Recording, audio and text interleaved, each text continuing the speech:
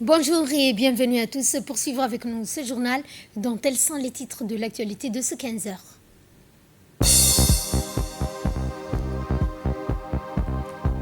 30 mariages ont été célébrés dans le cadre de la 6e édition du mariage collectif.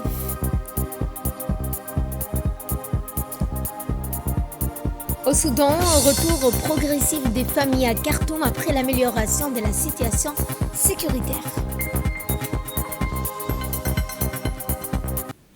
C'était les titres. Place au développement de ce journal. 30 mariages ont été célébrés dans le cadre de la 6e édition du mariage collectif. L'événement s'est tenu au camp d'Oralé des gardes-côtes en partenariat avec l'UNFD, marquant une nouvelle étape dans l'engagement social de l'association. Fondée en 2021, l'association Aide au mariage vise à permettre à chaque jeune de concrétiser son désir de se marier et de fonder une famille malgré les défis économiques auxquels de nombreux couples sont confrontés aujourd'hui. À travers cette initiative, l'association œuvre pour alléger les charges financières liées au mariage, promouvoir les valeurs de l'union, de stabilité familiale, de renforcer la cohésion sociale. Cette cérémonie collective symbolise non seulement l'engagement des couples, mais aussi la force de la solidarité communautaire. Cette 6e édition du mariage collectif témoigne de la continuité de l'impact positif des actions de l'association Aide au mariage, rendu possible grâce au soutien des partenaires et de toutes les personnes engagées dans cette noble cause.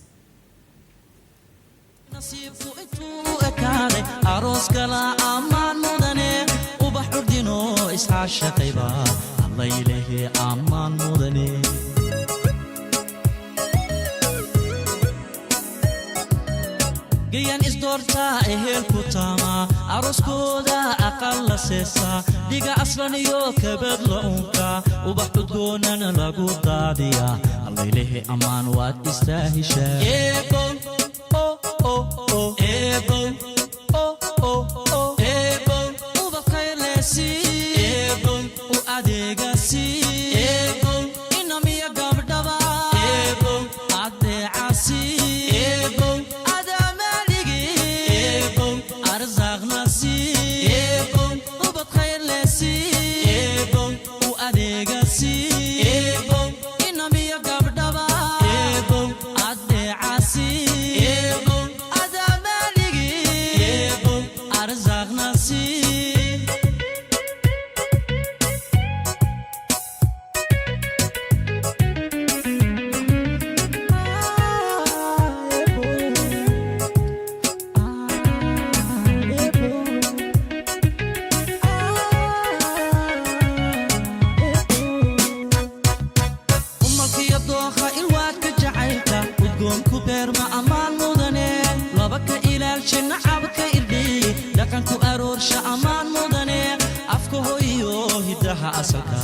أولاد تصا أمان مدني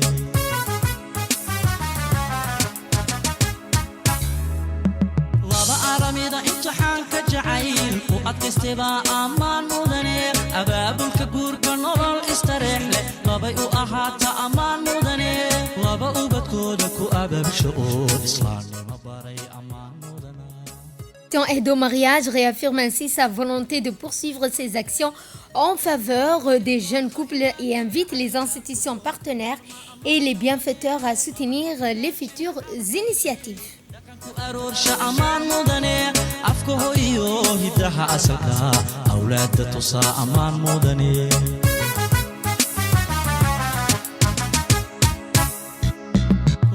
أرميدا امتحان كجعيل وأتكستبا أمان مدني أباب الكبور كنور استريح لابا أهاتا أمان مدني لابا أبتكودك وأباب شؤون إسلامي مباري أمان مدنا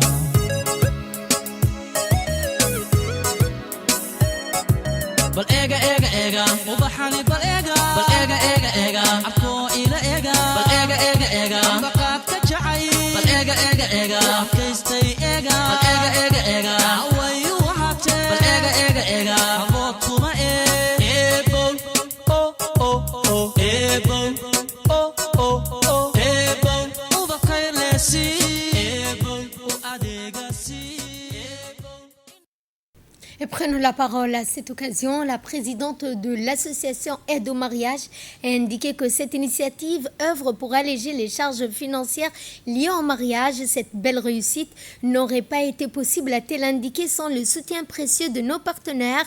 Nous leur adressons nos remerciements les plus sincères pour leur engagement, leur confiance et leur générosité grâce à leur accompagnement, qu'ils soient financier, matériel ou humain. Ce projet a pu voir le jour et offrir à ces couples un cadre digne et mémorable pour célébrer leur union. Avant de clore ses propos, elle a félicité donc les heureux mariés. Et nous allons donc cette fois parler donc de la caravane, un récapitulatif de cette caravane de la solidarité dans la région nord du pays. Ahmed Hamed nous en dit plus.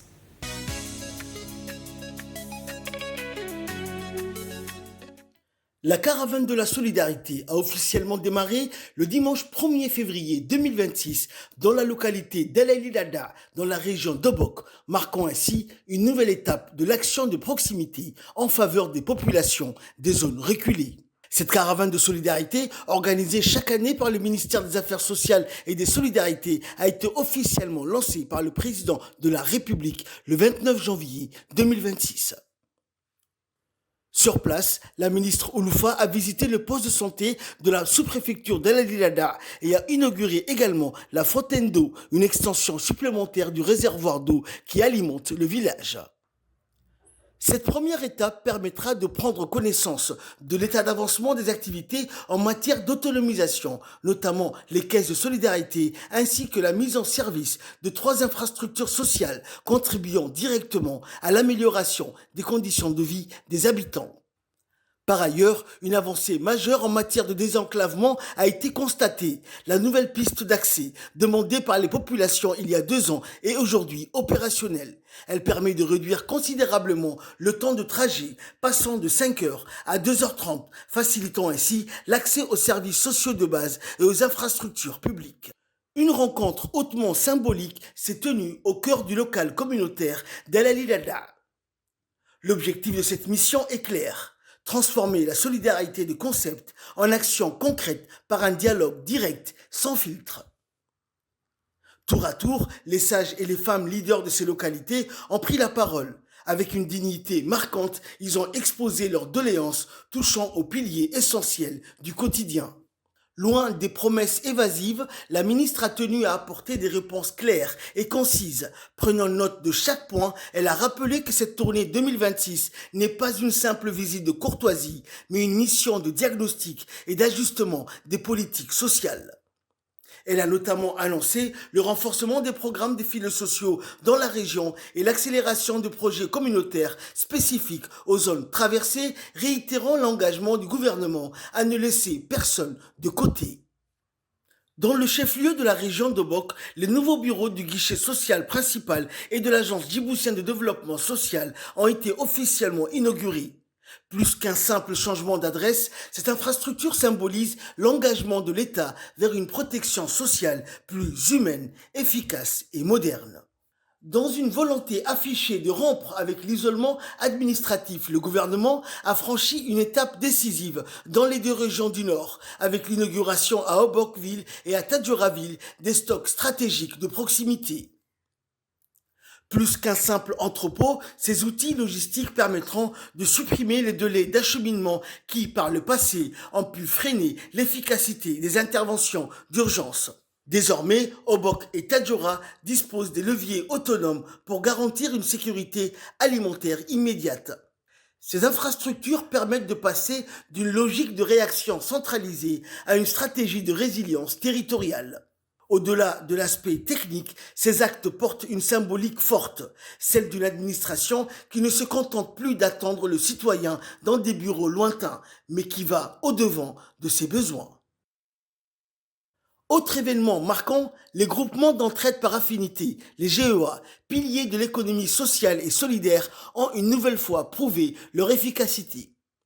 Ces structures permettent à des femmes de mettre en commun leurs ressources et leurs compétences pour briser le cycle de la dépendance économique. Les cérémonies de distinction présidées par les hauts responsables du ministère, avec à leur tête la ministre des Affaires sociales et de Solidarité, Ouloufa Ismail Abdo, visaient à récompenser les parcours exemplaires de ces femmes qui, malgré les défis, ont su transformer des micro-initiatives en véritables leviers de croissance. Cérémonie marquée par la remise de prix d'excellence, distinction des groupements ayant affiché les meilleurs taux de pérennité et d'innovation, et soutien technique avec la réaffirmation de l'engagement du MAS à poursuivre l'accompagnement en formation et en accès au microcrédit. Au-delà du symbole, cette distinction s'inscrit dans une vision à long terme. L'objectif affiché par le gouvernement est clair: faire en sorte que chaque femme, à travers les GEA, puisse devenir une entrepreneuse capable de générer des revenus stables pour son foyer et de contribuer activement au développement de sa région. Dernière étape de la tournée de la ministre des Affaires sociales et de Solidarité dans le Nord, la sous-préfecture de Dorra, la plus vaste et la plus peuplée de la région. La ministre des Affaires sociales et de Solidarité, Ouloufa Ismail Abdo, y a mené une visite de terrain capitale, marquée par une volonté affichée de proximité et d'écoute active. Pour ce déplacement dans cette zone stratégique, la ministre était accompagnée d'une délégation de haut niveau. Ainsi, à Dorra, le dialogue direct avec la communauté était au cœur de ce déplacement. L'exercice de recueil des doléances a porté sur plusieurs points névralgiques, comme le renforcement des infrastructures de santé de proximité ou encore le soutien à l'autonomie économique des ménages vulnérables. Face à l'Assemblée, la ministre a pris note des urgences exprimées. Fidèle à l'esprit de la semaine de la solidarité, Ouloufa Ismail a rassuré la population de Dorra en leur promettant que le nécessaire sera fait pour améliorer leurs conditions de vie. Également, durant cette importante rencontre, les groupements des CGC, les comités de gestion communautaire, ont été félicités et encouragés par la ministre Ouloufa qui leur a assuré son soutien et celui du gouvernement. À leur tour, ces groupements de femmes très actives ont exprimé leur reconnaissance et ont assuré la ministre de soutenir le président de la République et son gouvernement dans leur lutte contre la pauvreté et la précarité. Ces femmes ont clairement exprimé leur adhésion totale à la politique du président Ismaël Omar Guelleh qui œuvre sans relâche à leur bien-être et lui ont manifesté leur soutien total.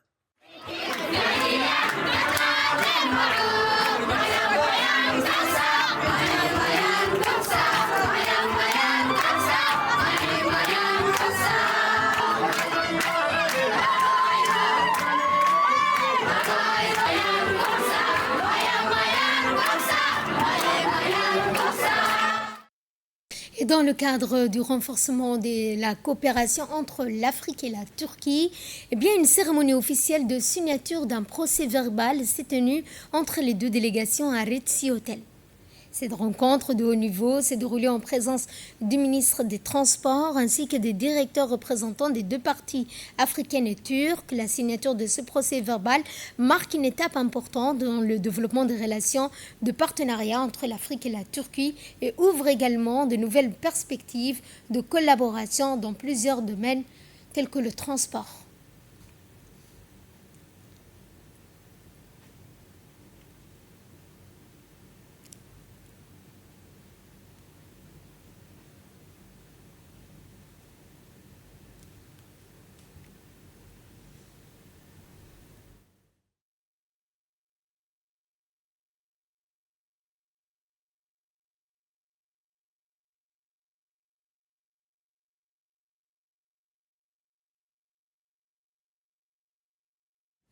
Prenant la parole à cette occasion, le ministre des Transports n'a pas manqué de rappeler l'importance que revêt cet engagement dans le cadre des relations entre l'Afrique et la Turquie.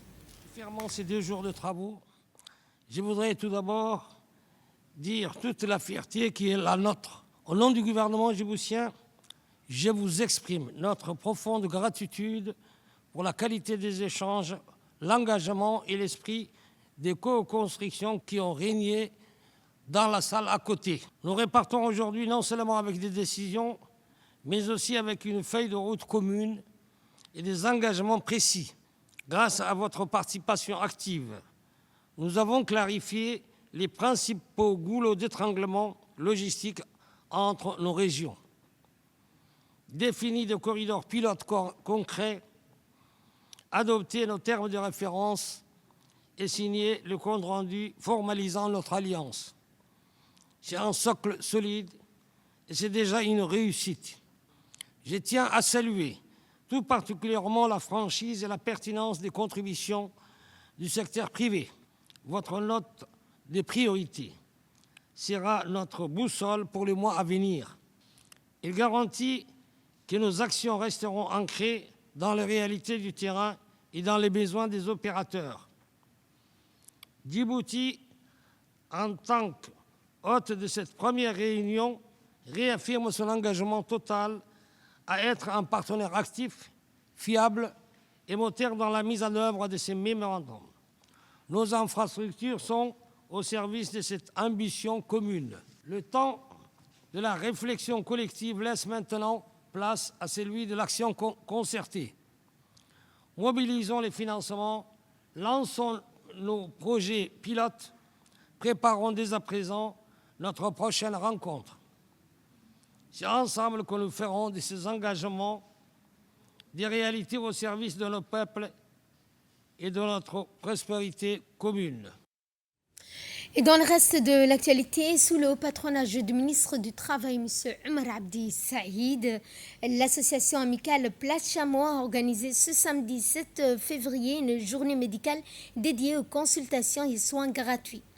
L'initiative s'est tenue au siège de l'association amicale Place Chameau à Quartier 6 et a rassemblé plusieurs médecins spécialistes venus offrir des prestations de santé à la population et ce dans un esprit de solidarité de service communautaire.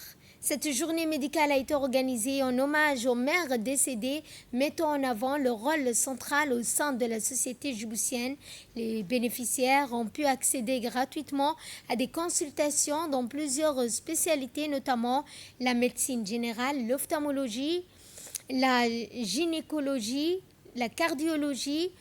Tout au long de la journée, les patients ont été accueillis et orientés afin de recevoir des soins adaptés à leurs besoins. À travers cette action, l'association entend contribuer à améliorer l'accès aux soins de santé, en particulier aux personnes les plus vulnérables. Et prenons la parole à cette occasion, le ministre du Travail, donc M. Omar Abdi Saïd, a exprimé tout d'abord sa satisfaction d'être présent à cette initiative, soulignant l'importance de ce type d'action au service de la population. Il a ensuite rappelé la dimension symbolique de l'événement organisé en hommage aux mères disparues. Cette journée revêt une signification particulière car elle est dédiée à la mémoire de nos mères. C'est une manière pour nous de leur rendre hommage, de reconnaître les sacrifices qu'elles ont consentis et la place essentielle qu'elles occupent dans nos familles. Et enfin, avant de clore ce propos, le ministre du Travail a profité de cette occasion pour appeler à la poursuite de l'engagement citoyen et politique en réaffirmant son soutien à la candidature du président de la République, Ismaël Omar Guelleh. Sous l'égide du secrétariat d'État chargé des sports, la Fédération djiboutienne de sport mécanique a organisé la 5e édition de sa compétition nationale placée sous les signes du soutien au président de la République. La manifestation sportive s'est déroulée tout au long de la matinée jusqu'à 17h30, rassemblant plusieurs équipes venues s'affronter dans des épreuves d'endurance, de sauts spectaculaires, au grand plaisir des passionnés de sport mécanique. Cette journée a été marquée par la présence de hautes personnalités, notamment le secrétaire d'État chargé des sports, Hassan Mohamed Kamil, le ministre de l'Enseignement supérieur et de la Recherche, Dr Nabil Mohamed Ahmed, l'honorable député Ali Chadli, ainsi que de nombreux supporters amateurs de moto. Prenons la parole à cette occasion. Le secrétaire d'État chargé des sports a salué la qualité de cette organisation. Dans la continuité de son intervention, il a également annoncé plusieurs projets à venir, notamment l'organisation prochaine d'un tournoi d'exhibition de jet ski. Il a par ailleurs indiqué qu'un relais serait organisé après le mois béni du Ramadan. La journée s'est achevée dans une ambiance conviviale par la cérémonie de remise de trophées aux heureux vainqueurs de cette 5e édition. En remerciant bien sûr la RTD en premier et puis le président de la République qui a été dédié à lui cette 5e édition. Juste pour le soutenir comme il est toujours avec nous. Et on va dire encore grand merci au secrétariat général du sport, à notre président et député Monsieur Ali, qui est toujours à notre côté et toujours à nous soutenir. Je dirais merci à mon fils, mes petits-neveux, qui ont complété cette année aux 5e édition. Et ça a été bien passé. Je remercie tout le monde. Et vive la République de Djibouti, vive IOG, on est toujours à tout soutien. Et à l'issue donc de cette 5e édition, le secrétaire d'État chargé des sports a également réagi au micro de la RTD. Se trouve à Douda, le nouveau site des activités de moto. Les activités ont changé aussi en fonction des activités que le président de la fédération fait. Aujourd'hui, ils ont opté pour une endurance. Ça veut dire une course qui va débuter et qui va s'arrêter 4 heures à 5 heures après. Donc les plus endurants ont gagné. C'était une fête pour tout le monde de se retrouver ici aussi pour ces activités de moto. Ce terrain où on se trouve aujourd'hui a été choisi par le président de la République pour ces activités de moto. Facile d'organiser ce genre d'activités, ça demande énormément de matériel, les motos coûtent cher aussi. Alhamdoulilah, on n'a pas des dégâts aussi importants à signaler. Il faut souligner aussi que cette activité est dédiée dans la continuité du soutien du président de la République, parce que sincèrement aujourd'hui si le sport rayonne, c'est aussi grâce au président de la République, parce qu'il ne ménage aucun effort pour nous aider, pour nous conseiller, pour nous accompagner dans tout ce que nous faisons. Donc j'annonce aussi qu'on va organiser un tournoi ou une exhibition de jet ski, mais aussi on va faire après le Ramadan, Inch'Allah, un rallye qui va débuter de Rassian jusqu'à Korangar, Inch'Allah. En sport, toujours sous l'égide du secrétariat d'État chargé des sports, eh bien, à l'initiative du conseil régional de la ville d'Ali Sabieh, en étroite collaboration avec la préfecture, a été organisée la 9e édition du tournoi de pétanque intitulé Ouzdamer, qui a regroupé les équipes locales et d'ailleurs. Le lancement de ce tournoi de pétanque a regroupé le secrétaire d'État chargé des sports, Hassan Mohamed Kamil, le ministre du Commerce et du Tourisme, Mohamed Ouarsama Dirié, originaire de la région, le 2e adjoint du préfet, Omar Idriss, le sous-directeur secrétaire d'État chargé des sports, Ahmed Moussa, des responsables de la Fédération djiboutienne de pétanque et d'autres responsables de la région. Des hauts responsables qui se sont exprimés au micro, ils ont donc salué à l'unanimité cette initiative du tournoi Ali Sabieh, qui est sans doute la ville sportive de la nation, en rappelant les succès régionaux et internationaux de ses fils en athlétisme. Il a également réuni ce tournoi, au total 26 équipes en provenance de la capitale, de la ville de Diridawa en Éthiopie voisine.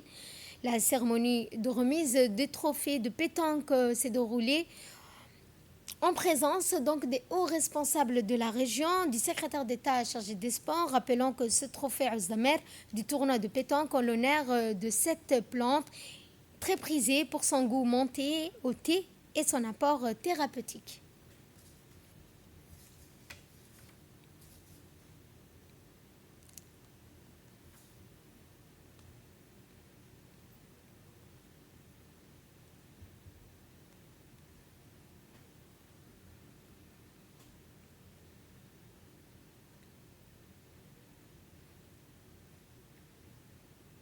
L'Assemblée nationale a procédé à la remise de son troisième lot d'archives définitives. En effet, dans la continuité du projet de dématérialisation de la préservation des archives publiques initié par le chef de l'État Ismaël Omar Guelleh, l'Assemblée nationale a procédé jeudi au versement de son troisième lot d'archives définitives sur les instructions du président de l'Assemblée nationale d'Illeta, Mohamed Dilleta. Sous la conduite du secrétaire général de l'Assemblée nationale, la direction de la documentation de l'expertise technique et de son directeur, M. Mohamed Suleiman, ont effectué le versement de près de 400 textes de loi département de la bibliothèque des archives nationales. Ces textes très anciens et répartis en une trentaine de boîtes d'archives datent de la période coloniale de 1957 à 1970, c'est-à-dire de l'époque de la côte française de Somalie et du territoire français des Afar et des Issa. Le secrétaire général du ministère de l'Intérieur, M. Suleiman Moumin, a présidé mercredi à l'hôtel Sheraton un atelier de travail consacré au diagnostic organisationnel de la filière des déchets solides à Djibouti et au plan de renforcement des capacités. La rencontre a réuni plusieurs responsables, dont le directeur général adjoint de l'Office de la voirie de Djibouti, le directeur de l'Agence française de développement. L'objectif était de valider de manière concrète les résultats du diagnostic ainsi que le plan de renforcement des capacités des acteurs du secteur. Les participants ont pris connaissance des principaux constats, la vision stratégique et les axes prioritaires du plan. Les échanges ont également permis de recueillir les observations, recommandations des partenaires et de valider les actions prioritaires ainsi que les modalités de leur mise en œuvre.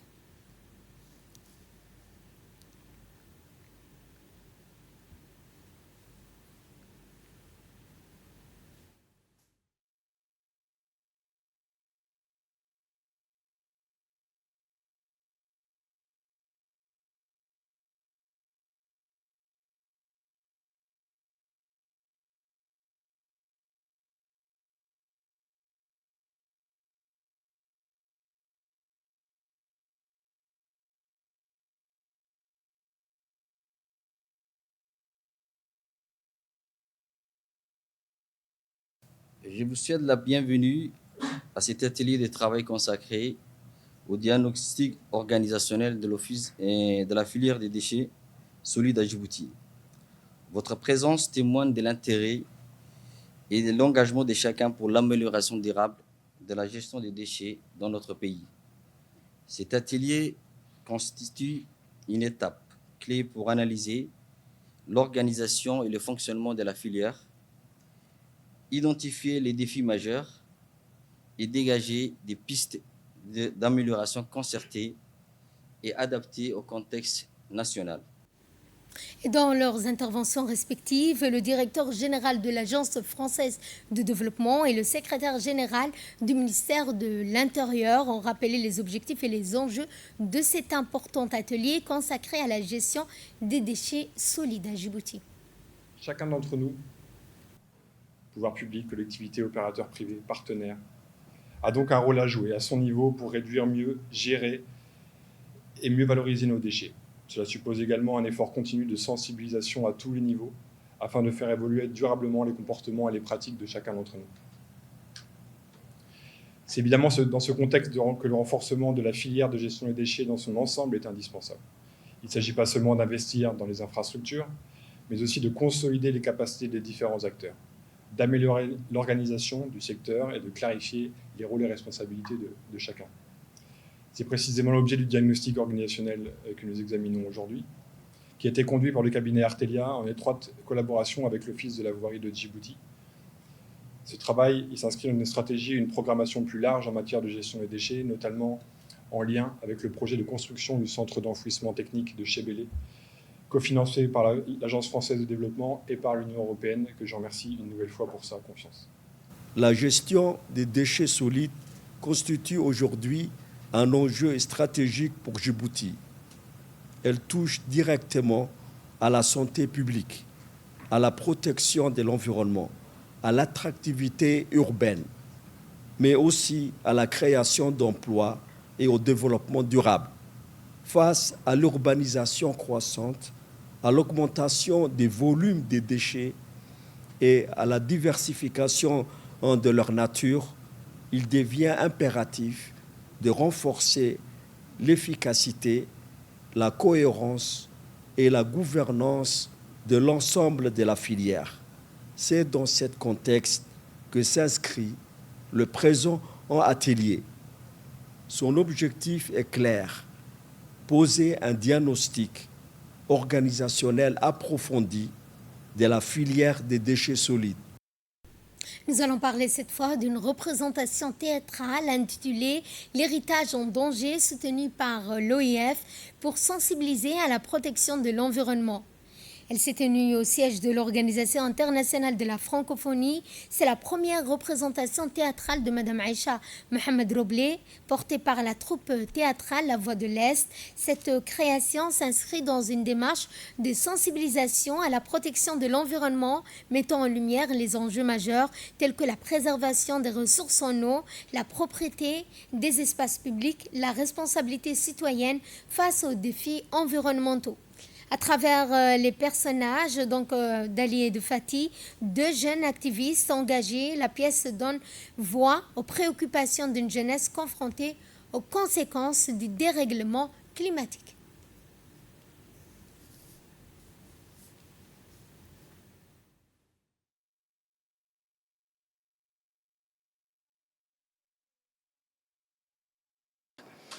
Nous sommes réunis pour la première de la pièce de théâtre de Aïcha Roblé, Le héritage en danger. Et je dois dire que ce n'est pas la première pièce que nous avons le plaisir de jouer ici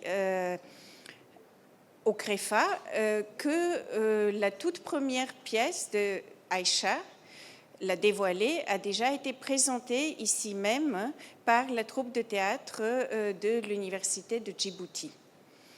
Et peut-être cet événement a enclenché la suite parce que cette pièce a eu, bien sûr, elle a déjà eu un grand succès à l'époque, mais réinterprétée par ces jeunes qui se sont mobilisés tout seuls, qui ont répété pendant tout l'été ici. Et la première, Aïcha, a été enchantée de revoir cette pièce ressuscitée. Ça nous a donné donc l'idée de continuer. Les jeunes que vous allez voir ce soir, ils ont répété pendant plusieurs mois ici dans nos locaux. Et je dois dire que depuis que les activités du CREFA ont pris de l'ampleur, depuis 2024, nous avons beaucoup soutenu le théâtre à Djibouti. Et autre intervention, celle de l'autrice Madame Aïcha Mohamed Roblé. Alors, Madame Aïcha, c'est une femme, comme toutes les autres femmes, qui a une passion, l'écriture, et qui aime l'humour, et qui aime raconter des histoires. Voilà. La Voix de l'Est est une troupe de théâtre qui est née en 1994 avec la pièce de théâtre qui s'appelle La Dévoilée. La Dévoilée, Sarah, Ifrah, Souad, c'était des amis. Nous nous retrouvions une fois par semaine pour parler. Elles étaient rentrées fraîchement de France. Et moi, j'avais lu dans le journal La Nation que il y avait à Djibouti 84% de divorces de jeunes couples. À l'époque, la plupart des pièces qui étaient jouées à Djibouti, c'était des pièces en français adaptées. Ce sont des pièces de Molière, des pièces les grandes œuvres françaises, et qu'on essayait d'adapter à la réalité djiboutienne. Et il fallait que là, nous écrivions, que nous montrons aussi notre identité culturelle, comment nous vivons, comment nous pensons. À Djibouti, Tartuffe a été beaucoup joué, Il y a eu beaucoup de... Mais moi, il y a une époque, vous savez, des fois, l'auteur, lui, il véhicule sa propre culture. C'était une très très belle pièce, mais nous, on ne peut pas comprendre parce que chez nous, quand il y a un événement, quand quelque chose arrive, quand vous avez vu dans La Dévoilée, quand elle quitte son mari, qu'elle arrive chez ses parents, ben, tout le monde s'en mêle. Il y a la mère, il y a le père, il y a sa meilleure amie jouée par Marie Kader qui arrive, Sarah qui veut divorcer, son ami qui veut l'aider pour dévaliser la maison, la maman qui est contre le divorce, le père qui est pour parce que ce monsieur n'avait pas payé la dot et qu'elle l'avait suivi par amour. Tout le monde s'en mêle, les voisins, tout le monde. Et à l'issue de cette représentation, nous avons recueilli pour vous les impressions de M. Ahmed Areta. Pour commencer, je vous remercie de me donner cette opportunité. Et Madame Aïcha Roblé est connue, reconnue, et la pièce qu'elle avait écrite il y a pratiquement quelques décennies, j'allais dire, portait sur La Dévoilée. Il y avait aussi d'autres pièces comme Si Madame devenait ministre, etc. Et d'ailleurs, c'est comme une espèce de prédilection et elle a été entendue. Après, elle-même a été aussi ministre. Et donc, Aïcha est souvent inspirée et bien inspirée. Et aujourd'hui, ce que je viens de voir là sur la pièce qui a été donc présentée porte sur une préoccupation majeure, non seulement de notre pays, mais de la région, du monde entier, du continent africain, à savoir l'environnement.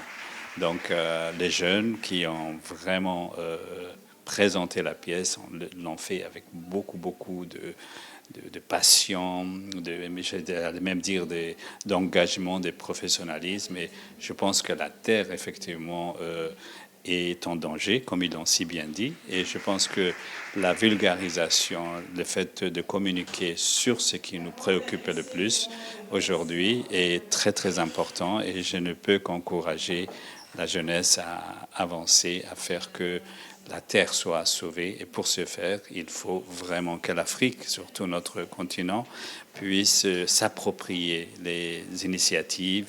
Il faut qu'il y ait une conscientisation à travers vous, à travers aussi l'école. Et quand on voit ce qui se passe à Djibouti, on ne peut que s'en féliciter. L'agence Sovereign Carbon Agency, avec le ministère de l'Environnement, fait un travail remarquable. En ce qui me concerne, je suis plutôt au niveau de la fondation africaine pour, n'est-ce pas, l'environnement aussi. Et nous sommes en train de sensibiliser dans d'autres pays par rapport à l'environnement pour mettre en relief, en quelque sorte, la vision du président de la République qui est que l'Afrique doit, en quelque sorte, faire comme tous les autres continents et mettre en place des outils pour combattre l'impact et la nuisance climatique. Place cette fois à la 4e étape du Tour de Djibouti à vélo.